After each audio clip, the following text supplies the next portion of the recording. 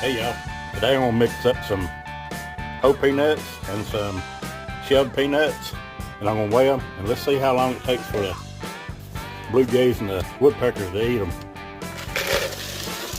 So what we got here, we got the 7 pounds here. Yeah, that's about a pound. We'll throw in